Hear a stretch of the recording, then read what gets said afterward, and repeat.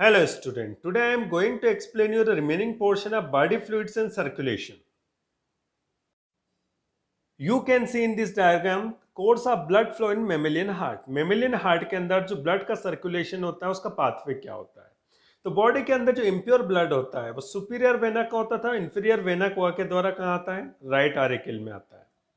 Right auricle और right ventricle के बीच में कौन सा वाल्व होता है, ट्राइकस्पिड. एक बार ब्लड कहाँ आ गया, नीचे राइट वेंट्रिकल में आ गया तो ये वाल्व क्या होता है, बंद हो जाता है. जब ये वाल्व बंद होता है तो एक साउंड प्रोड्यूस होता है जिसको हार्ट साउंड कहते हैं, जो फर्स्ट हार्ट साउंड होता है.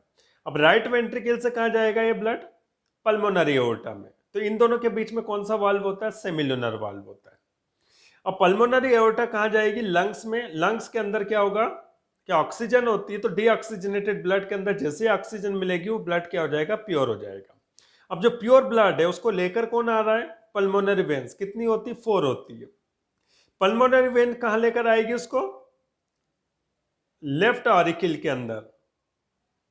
लेफ्ट ऑरिकल के अंदर लेकर आएगी तो लेफ्ट ऑरिकल से ब्लड कहाँ जाएगा, लेफ्ट वेंट्रिकल में.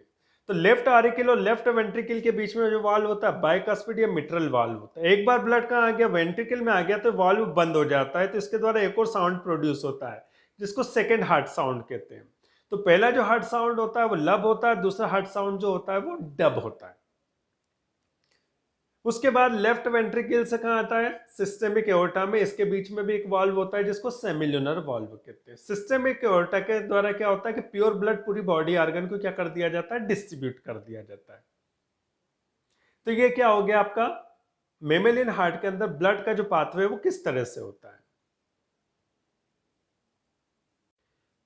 Working of human heart, rhythmic contraction relaxation of auricle and ventricles is called cardiac cycle. तो cardiac cycle क्या होती है, जो auricle और ventricle का क्या होता है, रिदम में क्या होता है, कॉन्ट्रेक्शन तथा रिलैक्सेशन होता है, अल्टरनेट फॉर्म में होता है. तो इस कॉन्ट्रेक्शन तथा रिलैक्सेशन को जो रिदम में होता है उसको कार्डियक साइकिल कहते हैं.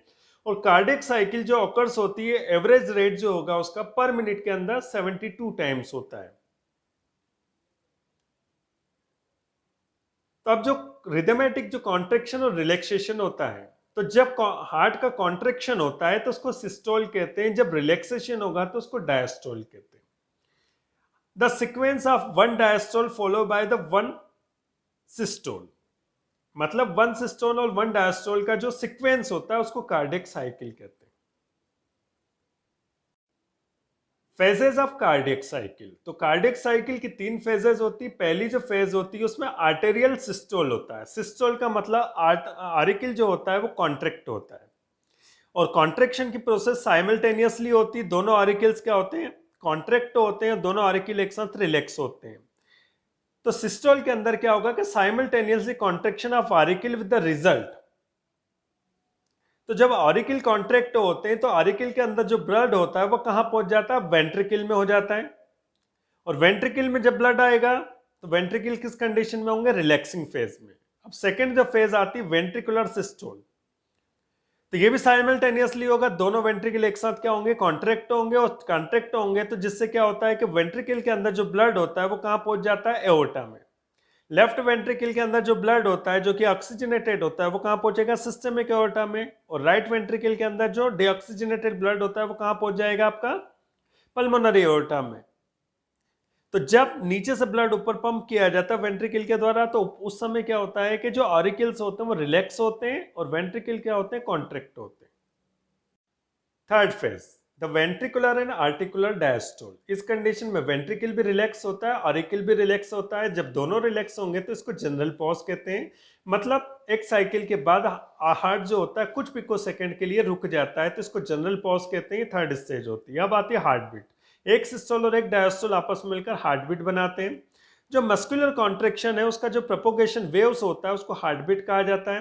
1 मिनट के अंदर क्या होता है, हार्ट बीट जो 72 टाइम्स होते हैं जिसको हार्ट रेट कहा जाता है. इसका मतलब ये होता है कि एक साइकिल के अंदर 70 ml ब्लड पंप किया जाता है और 1 मिनट के अंदर 72 टाइम क्या होती है, साइकिल हार्ट बीट होती है. तो 72 को किससे मल्टीप्लाई कर देंगे, 70 ml से. तो लगभग 5.5 लीटर जो ब्लड होता है 1 मिनट के अंदर हार्ट पंप करता है. तो 5.5 लीटर जो होगा उसका कार्डियक आउटपुट होगा. तो ये कैसे निकाला जाता है, HR का मतलब होता है हार्ट बीट. हार्ट बीट मतलब 72 और एसवी का मतलब होगा स्ट्रोक वॉल्यूम। तो 1 मिनट में कितना ब्लड पंप किया, एक साइकिल में कितना ब्लड पंप किया जाता है, 70 ml। तो आप 72 मतलब HR, SV मतलब 70 ml, दोनों को मल्टीप्लाई करेंगे तो कार्डियक आउटपुट आएगा, मतलब 5.5 लीटर जो ब्लड पंप किया जाता है 1 मिनट के अंदर हार्ट के द्वारा।